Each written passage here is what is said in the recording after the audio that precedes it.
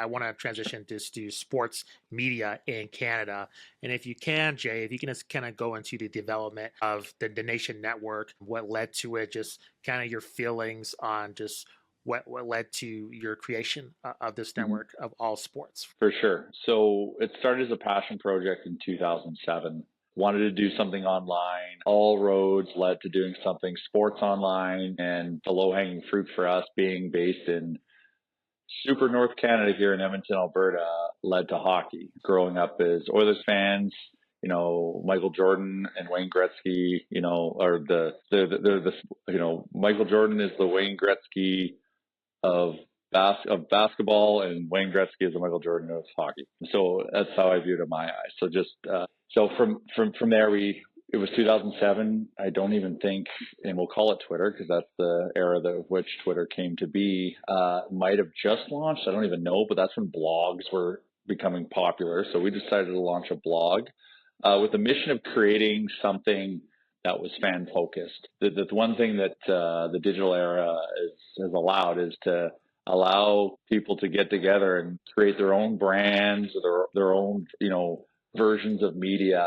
And the thing that we missed as sports fans is we were always told what to think, told what to know, and we felt like the fan was not being included in the conversation.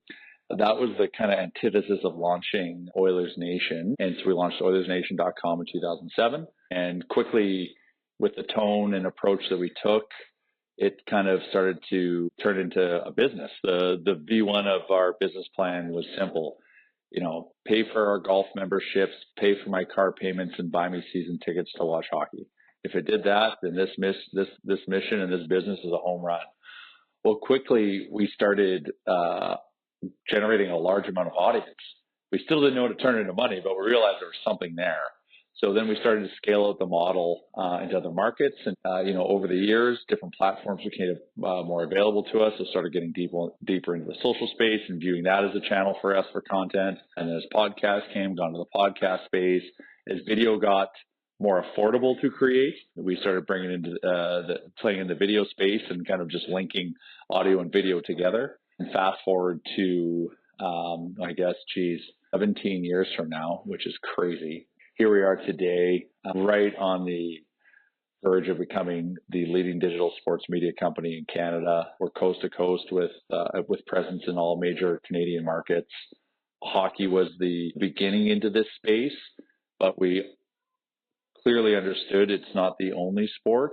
And also seeing, the popularity of baseball, and also seeing the emergence of basketball. And that's one thing you got to give the NBA some love for. Like, they know how to grow their sport. They understand the content game. They understand the culture. They understand how to build a fan base and community. And though I'm just sitting here consuming and not even realizing I can connect basketball to our business, but as resources allowed and the growth of our company allowed, and kind of take a pause there. In 2021, our business got acquired by a company called Playmaker Capital, which gave us a lot more horsepower to do the things we wanted to do to unlock the vision that we had, because we had more resources and also just some really smart people now join and want to see us grow. And so we got into the basketball space, and it was always something we were doing. We're always eyeing a website in Toronto that we wanted to acquire, but we weren't sure if we were the right people to take it on yet. We still had some learnings and sophistication that we needed to I guess, hone in when it comes to operating as a digital company. We normally attack the market with brute force and just get in front of you as hard as we can with as much content as we can. But, as if we want to evolve and unlock that next level of growth and also just sponsor attention, it's, applying those sophistication pieces to equipment and software and design and all that stuff. So on this journey of growing out our team, our parent company also got acquired by a company called Better Collective. And during all this, they viewed us as an interesting mechanism to be their media brand for Canada. They're looking to be the leading global media brand. And that aligned with our vision to be the leading Canadian media brand. So from there, once again, more horsepower, more hunger to grow and build out our team. We're able to unlock an amazing conversation with Alex Wong and Will Liu. These are the people that have established themselves as strong authorities and community-minded authorities with their content, and we noticed a lot of synergy. And they wanted to they had left their network jobs and they wanted to go on their own. And we were able to have some very meaningful conversations with them, because if we're going to get in the basketball space, especially in a market like Toronto, we have to go big. We have to make a splash, because if we're going to start from the ground floor right now, someone else is going to eat our lunch, because it's going to take us, a few years to get it off the ground. So to be able to get the speed pass and partner up with Will and Lou on the Hello and Welcome project really opened up our opportunity to properly build a basketball vertical in Canada to serve Canadian basketball fans. I'm saying Canadian basketball fans, I mean Raptors fans in Canada, but also Canadian, like the national team basketball fans, which Will, Lou, and Alex have a real strong appetite for. So in June this past year, we formalized our partnership and we launched Hello and Welcome with an amazing launch event that we had in Toronto.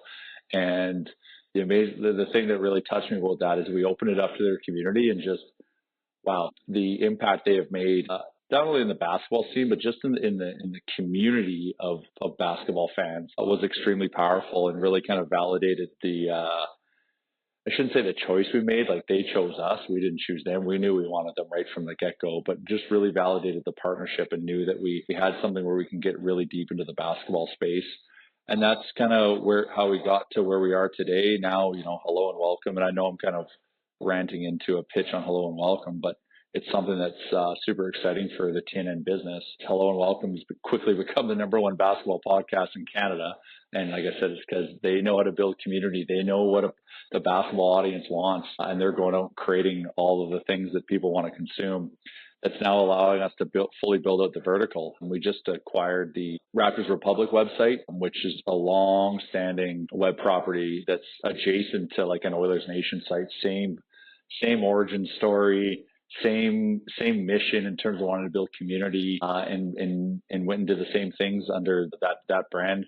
And now we're very fortunate that that's now joined the network, and now we've actually rounded out a pretty robust basketball vertical with our anchor show with Alex and Will with Hello and Welcome, and now we've got Raptors Republic, which comes with a bunch of talented writers and also show creators and content creators with their YouTube and social assets. It's kind of a hilarious story, and I said this when we had our launch event, like we just started as an Oilers blog, and all of a sudden now we're holding this, sold out launch event here in Toronto with two amazingly talented and well-known figures in the basketball space. And just to kind of see how this started, something that we just wanted to make our car loan payments to actually turn into a legitimate media business that's now the challenger brand in the market is crazy. And it also, the timing, plays a lot with it. Like there's a lot of shift in legacy media. And as we kept kind of putting our heads down and growing and doing what we're doing, quickly people viewed us as an opportunity for them to come and grow and build their own assets or build their own products in the independent space, where we have a lot of flexibility. So long rant about the origin of TNN, and there's some other stories I could fill in and take up more time, but just kind of wanted to do a speed pass story to get to how we got into the basketball space.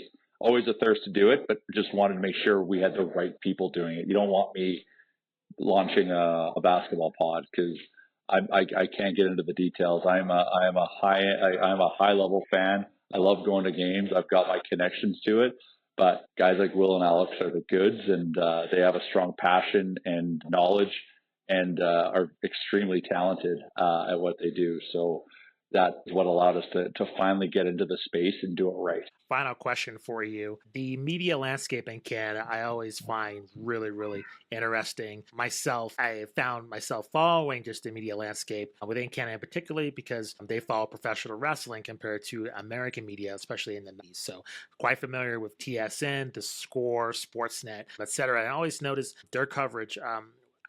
I don't know about lately, but especially during the 90s, especially in the 2000s, it's a lot more professional, a lot more in depth, a lot more just getting to the heart of the matter. I'm just wondering, just with the pain points that we have in America of our main networks of criticism of sports debate shows and then other things that the common sports fan may have an issue with, I'm wondering, does that exist in Canada, just in terms of the relationship between the fan and kind of the media that lies there, just in terms of pain points. Is that related? Is it a sports media problem that lies only in America, or do you see itself in Canada, or do you see kind of a relationship between sports media and the fans differently compared to other parts of the world? Oh, that's an interesting question. It's so we have our panels that service each sport, right? So we have our basketball panel, we have our hockey panel, we have our football panels, and a lot of the anchors to those panels are all considered legends in Canada, and revered. So